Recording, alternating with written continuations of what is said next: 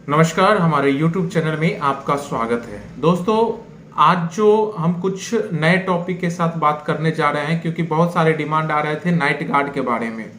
इससे पहले इस बारे में बात करने से पहले आप लोग से गुजारिश है, यदि आप इस चैनल पे नए हैं तो इस चैनल को सब्सक्राइब अवश्य कर लीजिएगा, ताकि जो कुछ भी इंफॉर्मेशन शिक्षा विभाग से संबंधित हो आपको जल्द से जल्द पहुंच सके। साथियों, आज हम नाइट गार्ड के बारे में बात करेंगे। शिक्षा विभाग ने बहुत दिनों से जो एक बात चल के आ रही थी, जब आईसीटी लैब का अधिष्ठापन किया गया था, उस समय से ही बताया जा रहा था कि जहां जहां भी आईसीटी लैब लगे हुए हैं वहां पर एक नाइट गार्ड रात्रि प्रहरी का जो है सेवा लिया जाएगा। और वो सेवा में कुछ नियम और शर्तें लागू किया गया था, यानी कि ये लागू किया गया था कि जो एजेंसी कंप्यूटर प्रोवाइड करेंगे, जो एजेंसी आईसीटी लैब का अधिष्ठापन विद्यालय में करेंगे, उसी एजेंसी के द्वारा जो है रात्रि प्रहरी का नियोजन किया जाएगा, रात्रि प्रहरी का जो है सिलेक्शन किया जाएगा और उनको ही वही जो है रात्रि प्रहरी का काम करेंगे, वही एजेंसी प्रोवाइड करेंगे और उस विद्यालय में वो रात्रि प्रहरी काम करेंगे। इसके लेकर के एक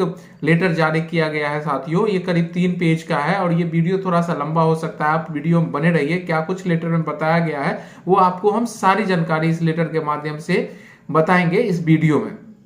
तो क्या कुछ इंफॉर्मेशन है, चलिए डायरेक्टली हम आपको वो लेटर दिखाते हैं। लेटर में क्या कुछ लिखा हुआ है आपको हम पढ़ करके सुना रहे हैं और समझाने की कोशिश करेंगे। तो चलिए हम डायरेक्टली उस लेटर पे पहुंचते हैं साथियों।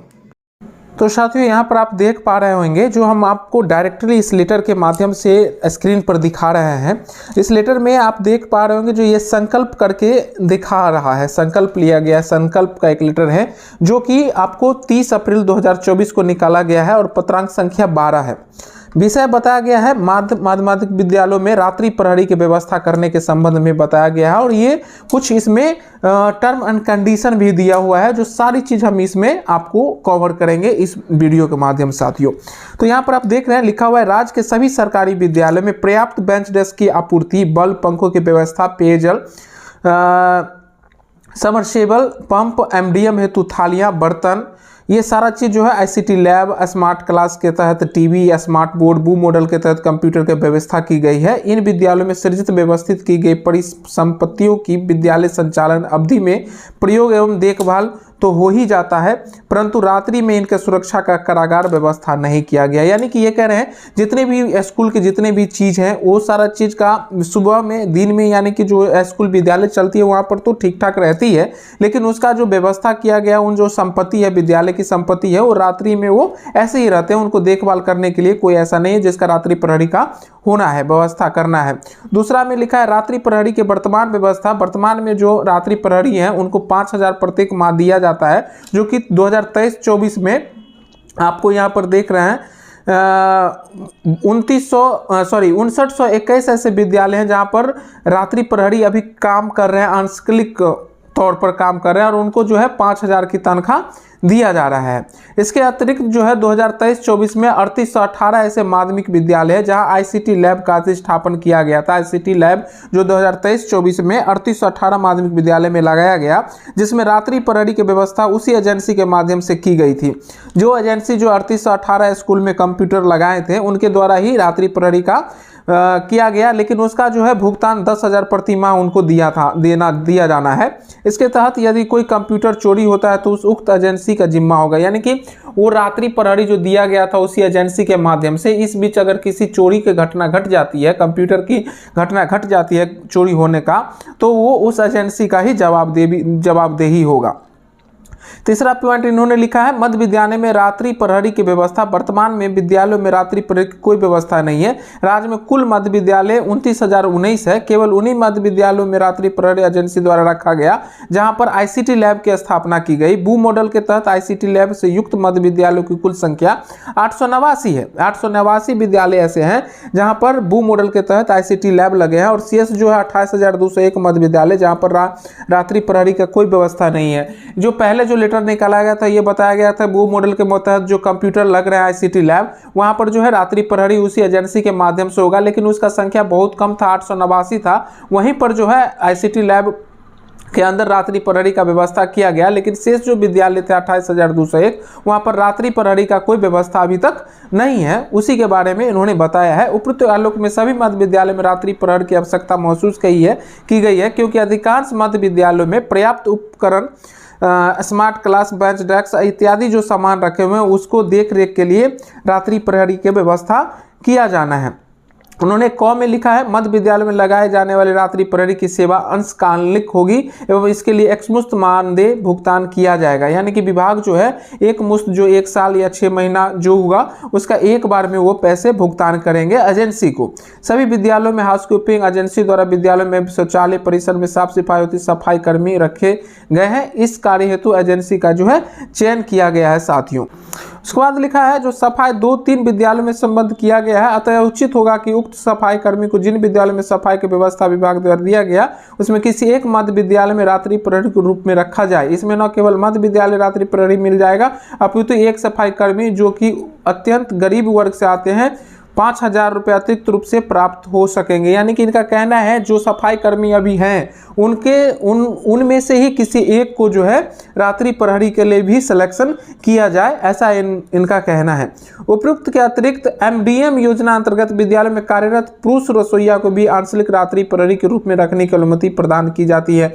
लेकिन ऐसे विद्यालय जहाँ पर पुरुष जो है रसोइया है उनको जो है प्राइमरी मिलेगा, जो वो अगर रहना चाहते हैं रात्रि प्रहरी के रूप में तो वो रहेंगे। यह ध्यान रहे कि जिन विद्यालयों में मध्याह्न भोजन की पुरुष रसोइया आंचलिक रात्रि प्रहरी के रूप में चिन्हित किया जाएगा उन मध्य विद्यालय में हाउसकीपिंग एजेंसी सफाई कर्मी को यह जिम्मा नहीं दिया जाएगा। कंडिका क ख में अंकित कर्मियों का विद्यालयवार टैगिंग जिला शिक्षा पदाधिकारी द्वारा किया जाएगा। इसकी एक सूची प्राथमिक शिक्षा विभाग को भी उपलब्ध कराई जाएगी।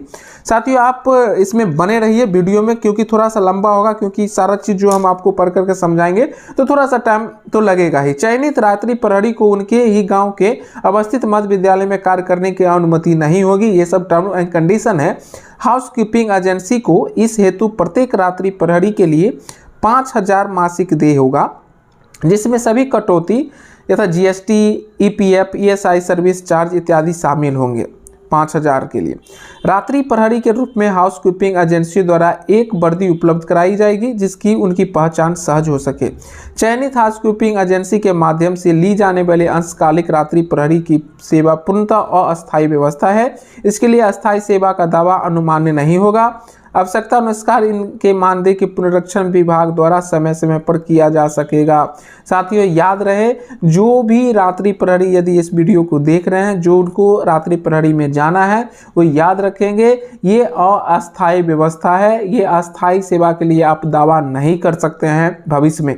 रात्रि प्रहरी की सेवा के दौरान विद्यालय में यदि किसी प्रकार की चोरी अथवा सुरक्षा में चूक होती है तो इसकी सारी जिम्मेदारी संबंधित एजेंसी की होगी। आप जिस भी एजेंसी के माध्यम से चुने जाते हैं, यदि किसी भी तरह की घटना होती है तो एजेंसी की जवाबदेही होगी। जिला शिक्षा पदाधिकारी संबंधित एजेंसी के मासिक बिल से चोरी हुए सामान की समतुल्य मूल्य की कटौती की जाएगी एवं कटौती की गई राशि से चोरी हुई सामान की प्रतिपूर्ति किया जाएगा।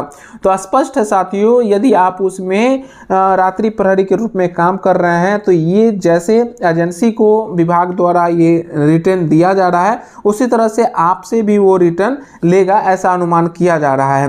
राज्य में 5921 माध्यमिक विद्यालय में पूर्व में रात्रि प्रहरी की व्यवस्था है, जिनमें रात्रि प्रहरी विद्यालय प्रबंध समिति द्वारा रखे गए हैं। फिर भी सामान उपकर चोरी होने की शिकायत प्राप्त होती है। ऐसे में यह उचित प्रतीत होता है कि इन रात्रि प्रहरियों की भी सेवाएं उन्हीं हाउसकीपिंग एजेंसी के माध्यम से ली जाए, ताकि संबंधित एजेंसियों के यह जिम्मा ले सके यदि कोई सामान चोरी होता है तो उसकी भरपाई एजेंसी की मासिक बिल से किया जा सके। देखिए इसमें और क्या लिख रहा है, संबंधित विद्यालयों में रात्रि प्रहरी की सेवा लिए जाने के विरुद्ध उनके मानदेय की निकासी निम्न बजटीय शीर्ष से किया जाएगी।